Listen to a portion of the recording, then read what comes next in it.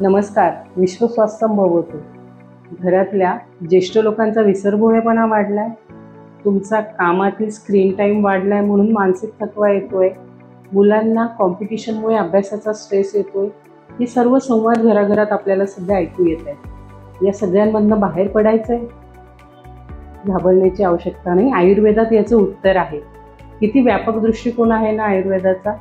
भविष्यात या गोष्टींना सामोरं जावं लागणार आहे म्हणून 5000 वर्षांपूर्वी त्यांनी या सगळ्या गोष्टींची आपल्याला उत्तरं लिहून दिली आहेत. आयुर्वेदिक ग्रंथांमध्ये मेद्य रसायन ही एक संकल्पना आहे. मेद्य रसायन म्हणजे आपण बोलीभाषेत म्हणूयात ब्रेन टॉनिक. पण याच्यामध्ये कुठकुठले द्रव्य येतात तर ब्राह्मी, शंखपुष्पी, वचा, यष्टीमधू, मंडूकपर्णी ही बरीच द्रव्ये याच्यामध्ये येतात. त्यापैकी ब्राह्मी या द्रव्याविषयी आपण नवरात्रीच्या व्हिडिओमध्ये माहिती घेतलेलीच आहे. आज आपण जाणून घेऊया शंखपुष्पी या वनस्पतीबद्दल. आयुर्वेद शास्त्र हे फक्त तुमची शारीरिक व्याधी दूर करत नाही तर ते तुमचा सर्वांगीण विकास सुद्धा करतं. म्हणजेच शारीरिक व्याधींसोबत तुमचं मानसिक आरोग्य, तुमचं आध्यात्मिक आरोग्य हे पण ते सांभाळायचा प्रयत्न करतं. ज्याप्रमाणे शरीरात वात, पित्त, कफ हे 3 दोष आहेत, त्याचप्रमाणे सत्व, रज, तम हे 3 गुण सुद्धा आहेत. आणि आपल्या मनाचे 3 स्तंभ आहेत, ते म्हणजे धी, धृती आणि स्मृती. या तिन्ही गोष्टी जेव्हा समतोल असतात तेव्हाच आपलं मानसिक आरोग्य, निर्णय क्षमता आणि चित्तशुद्धतेचं ते प्रतीक मानलं जातं. तर यापैकी धी म्हणजे काय तर बुद्धी, समजून घेण्याची क्षमता, आपली निर्णय घेण्याची क्षमता, विवेक, या गोष्टींसाठी धी जबाबदार असते. धी म्हणजे आपली बुद्धी. जेव्हा ही कमकुवत होते तेव्हा व्यक्तीचे निर्णय घेण्याचे प्रमाण हे चुकते. आधुनिक मानसशास्त्रात याला इंटेलेक्ट किंवा कॉग्नाइट प्रोसेस असं म्हणतात. आता दुसरा पिलर म्हणजे धृती. धृती म्हणजे स्थिरता, मनाची स्थिरता दर्शवणारं किंवा मनाची स्थिरता, मनावर नियंत्रण ठेवणारं हा पिलर आहे. हा वीक झाला तर आपलं मनावरचं नियंत्रण सुटतं. याला आधुनिक मानसशास्त्रात विल पॉवर किंवा इमोशनल कंट्रोल असं म्हणतात.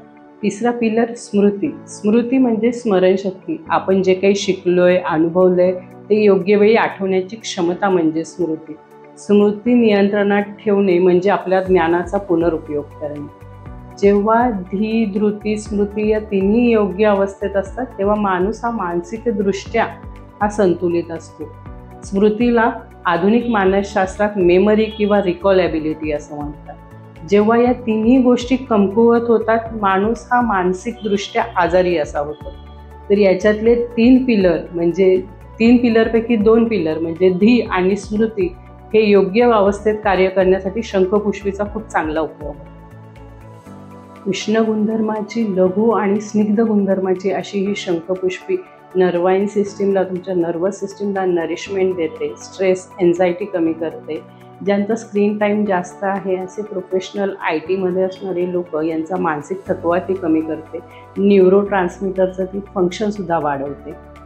शरीराच्या, मेंदूच्या काही डिजनरेटिव्ह प्रोसेसमध्ये ती न्यूरो प्रोटेक्टिव्ह म्हणून सुद्धा काम करते. तसेच तिच्यामुळे साऊंड स्लीपसुद्धा आपल्याला मिळू शकते.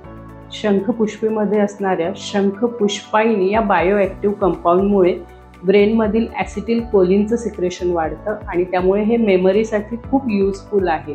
आपल्या ब्रेनमधनं जे केमिकल सिक्रेट होतात जसं डोपामाइन आहे, सिरोटोनिन आहे, ॲसिटिल कोलिन आहे, कॅटेकोलामाइन्स आहेत, याच्यासाठी ही द्रव्य खूप चांगली उपयोगी आहेत, मेद्य द्रव्य. शंखपुष्पी ही मेनली इंटेलेक्ट हे काम करते. म्हणजेच ग्रहण क्षमता किंवा ग्रास्पिंग पॉवर, आकलन क्षमता ती तुमची वाढवते. जेव्हा तुम्ही तुमच्या मुलांना एखाद्या नवीन सेक्टरमध्ये एंटर करताय तर तिथे ते ज्ञान ग्रहण करण्याची त्यांची क्षमता वाढावी असं वाटतं, त्यावेळेस त्यांना शंखपुष्पीचा वापर करावा. कारण बऱ्याच पालकांचा असा प्रश्न असतो की ब्राह्मी आहे, शंखपुष्पी आहे, वचा आहे, तर आम्ही मुलांना काय द्यावं.